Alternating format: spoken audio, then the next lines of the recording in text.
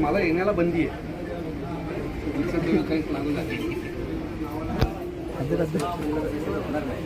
बरोबर आहे का? एक दिवसाची तडीपारी घेणारा पहिला माणूस असेल या देशातला मी. एक दिवसाची तडीपार केलं तुम्ही मला मीरा भाईंदरमधनं. बघा, एक दिवसाची तडीपारी घेणारा महाराष्ट्रातला पहिला माणूस. तो घेत आहे अविनाश जाधव, काय सांगणार आपण? आपल्याला पोलिसांनी आता पत्र दिलं, काय पत्रामध्ये नेमकं? मला पोलिसांनी एक दिवसासाठी तडीपार केलेलं आहे. म्हणजे मी इथे एक दिवस येऊ शकणार नाही असं त्यांचं पत्र आहे. दिनांक 8 तारखेला रात्री 12:01 ते उद्या रात्री 12 वाजेपर्यंत मला पोलिसांनी मीरा भाईंदरच्या हद्दीमध्ये येण्यासाठी बंदी घातलेली आहे.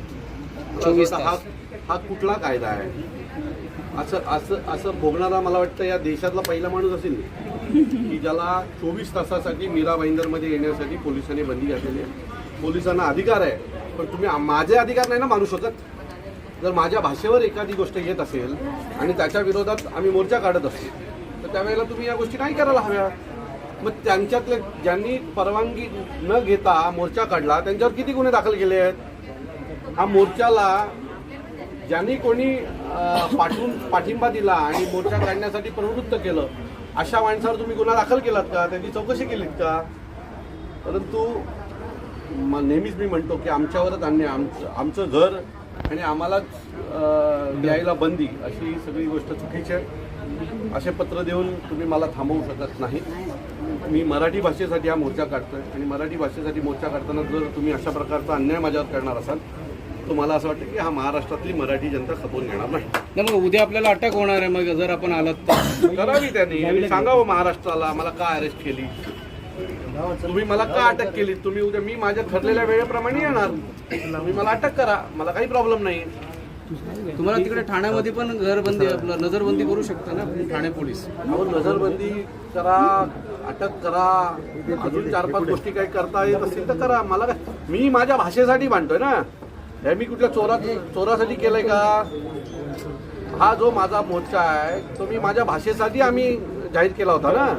आणि आता तो माझा नाही राहिलाय किंवा माझ्या पक्षाचा नाही राहिलाय, तो प्रत्येक मराठी माणसाचा झाला आहे.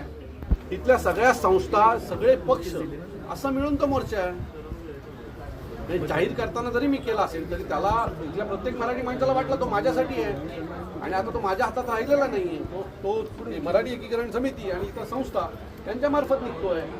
मनसेचे जे नेते आहेत अविनाश जाधव यांना आता पोलिसांनी नोटीस दिली, 1 दिवसाची तडीपारी दिली. नेमकं त्यांचं म्हणणं आहे काय आहे आपण जाणून घेऊया. प्रवेश बंदी आहे, प्रवेश बंदी 1 दिवसाची प्रवेश बंदी आहे मीरा भाईंदरमध्ये. आज रात्री 12 वाजल्यापासून उद्या रात्री 12 वाजेपर्यंत मला त्या लोकांनी मीरा भाईंदरमध्ये येण्यास बंदी घातलेली आहे. खरं तर ही बंदी इथल्या आमदाराला घातली पाहिजे, त्याच्यामुळेच हे सगळं एवढं प्रकरण वाढलं. त्याच्यावर काय कारवाई करणार आहात तुम्ही? तुम्ही लोकप्रतिनिधी आहात ना. तुम्ही काय ट्विट करता तुम्हाला कळत नाही? दारू पिऊन ट्विट करता का? तुम्ही ज्या वेळेला ट्विट करता त्याचं रिफ्लेक्शन शहरावर पडतं आणि ते पडलं. आता त्यांच्यावर काय कारवाई करणार? त्यांच्यामुळे हे सगळं घडलं. खरं तर त्यांच्यावर पहिली कारवाई करायला हवी आहे. ज्यांनी मोर्चा काढला त्यांच्यावर तुम्ही किती गुन्हे दाखल केलेत? किती दिवस झाले? 4 दिवस झाले मोर्चाला. 4 दिवस झाले तरी त्यांच्यावर गुन्हे नाही दाखल केलेत. कोणाच्या दबावाखाली हे गुन्हे दाखल नाही केले आहेत? सो जे तुम्ही करताय ते योग्य नाही आहे. मराठी माणसावर अन्याय करण्याचं काम हे सरकार करतं. तुम्हाला काय वाटतं की भाजप जे आहे मराठी माणसाचा आवाज दाबण्याचं काम करतं? भाजप हे मराठी माणसाच्या विरोधातला पक्ष आहे. भाजपाला मनसे आपलं मराठी माणसाची कुठल्याही प्रकारचं काही घेणं देणं नाही. आशिष शेलारांची कालची स्टेटमेंट ऐकलीत का? काय म्हणाले आशिष शेलार? परप्रांतीयांवर अन्याय झाला तर आम्ही सहन करणार नाही. मग मराठी माणसावर अन्याय झाल्यावर आम्ही काय करायचं? या युद्धाचे जे पुलवामा झाला जो हल्ला आता जो झाला पर्यटकांवर, त्याची तुलना तुमच्याशी केलेली आहे हल्ल्यावर. आमच्याशी काही करायचं करत का, कुणाशी काय हल्ला करायचं ते करा.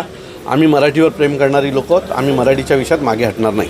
उद्या तुम्ही मोर्चाला येणार का? का नाही येणार? माझा अधिकार आहे. पोलिसांनी मला पत्र दिलं, अरेस्ट करा, अटक करा, अजून काय सांगू तुम्हाला?